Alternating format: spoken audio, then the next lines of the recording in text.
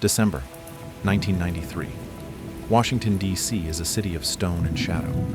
A winter chill has settled over the capital, but inside the halls of power, a different kind of cold is taking hold.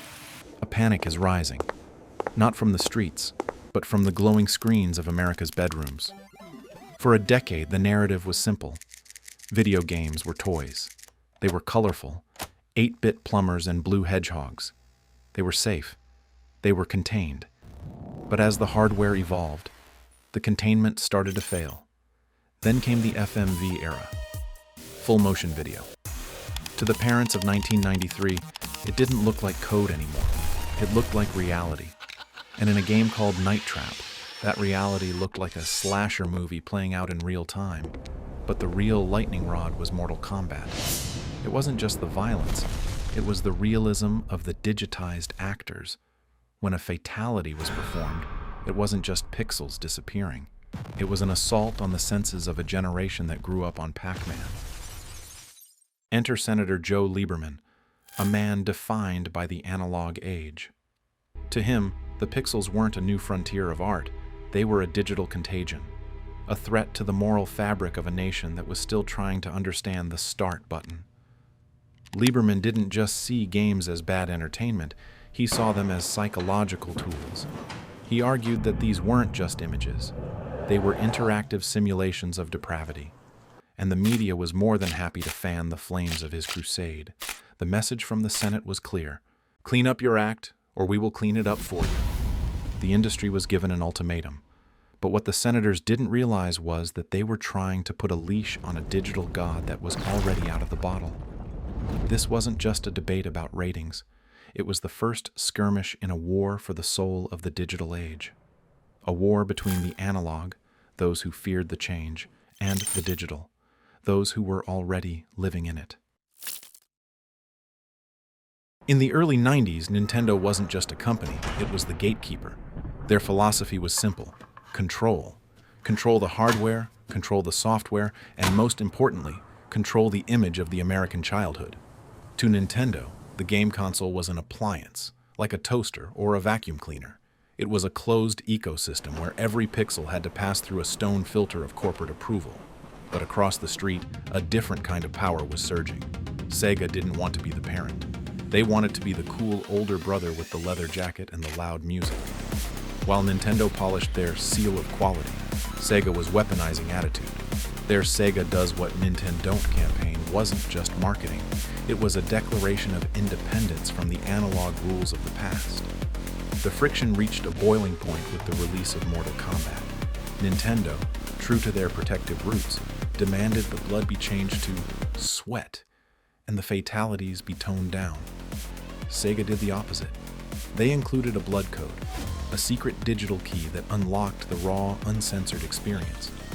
It was a masterstroke that won the playground, but it painted a target on their back in the halls of Washington. Nintendo knew they couldn't win on the playground anymore, so they took the fight to a place where Sega's attitude was a liability: the United States Senate. Howard Lincoln, Nintendo top legal mind, saw an opportunity to use the government to finish what their developers couldn't. They didn't just attend the hearings, they weaponized them, positioning themselves as the responsible corporation while painting Sega as the purveyors of filth. Howard Lincoln took the stand with a singular mission: distance Nintendo from the chaos. His testimony was a masterclass in corporate deflection. He famously told Senator Lieberman for the record, "I want to state for the record that Mortal Kombat on Nintendo does not have blood." He presented Nintendo as the guardian of the living room, a company that self-censored for the good of the child. It was a performance designed to make Sega VRC rating system look like a hollow excuse for profit. But Sega wasn't playing the same game. Sega's vice president of marketing, Bill White, argued that the industry already had a rating system, one that trusted parents to make their own choices. But to Senator Lieberman, this was a fox guarding the henhouse. They didn't want a system they couldn't control. The analog world was terrified of a future where they weren't the ones holding the leash, and Sega's defiance only made them pull harder. The turning point came when the committee played a video of Night Trap. This was the moment the digital was put on trial for the crime of being too real. They didn't show the gameplay. They showed a curated reel of the most suggestive moments, stripped of context. The senators watched grainy footage of a woman being pulled away by monsters, convinced they were looking at a simulated murder. It was an ambush, but the confusion in the room was palpable. The senators struggled to understand the basic mechanics of what they were judging. One asked if the games could be played on a regular television. Another wondered if the characters were real people being filmed. This was the analog age trying to legislate a medium it didn't have the vocabulary to describe. They were judging the future through the cracked lens of the past. The hearing then took a sharp turn into the lethal enforcers controversy. Senator Lieberman held up a light gun, a plastic peripheral designed to look like a realistic .357 Magnum. To the senators, this wasn't a toy.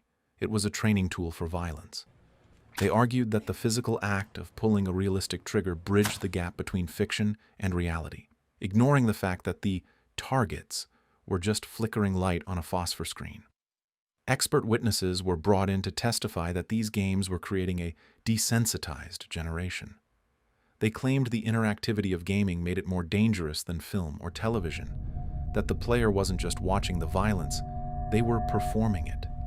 These analog experts used the very same terminology of high fidelity and immersion that developers used as praise, but they used it as an indictment. Senator Lieberman held up the box for Mortal Kombat 2. He pointed to the digitized actors on the cover, claiming that the closer games got to looking like us, the more dangerous they became. But Bill White stood his ground, offering a compelling testimony that shifted the weight of the room. He argued for the sovereignty of the parent, insisting that the choice to play or to pass should never be surrendered to the state. It was a fierce defense of free will, a plea to leave the keys to the digital frontier in the hands of the people, not the politicians. He championed a world where the right to choose remains an untouchable freedom of the individual, and the government's reach stops there. He wasn't just defending a game, he was defending the freedom to decide what reality enters your own living room. The containment started to break, and the public gallery filled with reporters and lobbyists. They could feel the shift in the air. The digital energy seemed to bleed into the room. The Senate gave the industry 1 year. 1 year to find a way to police themselves, or the government would do it for them. It was a 365-day countdown to federal censorship. The industry, once a collection of warring factions, was forced into a shotgun wedding. Nintendo and Sega, along with dozens of other publishers, had to sit at the same table and agree on a universal language of warning. The internal battles were just as fierce as the public ones. Nintendo wanted a system that would penalize Sega's edgy content, while Sega fought for a system that was objective and parent-focused. The digital world was being forced to build its own cage, but they knew that if they didn't, the analog would build a much smaller one. Out of the fire of the hearings, the ESRB was born. It was an independent board of non-gamers, regular parents and educators chosen specifically because they had no vested interest in the industry's success.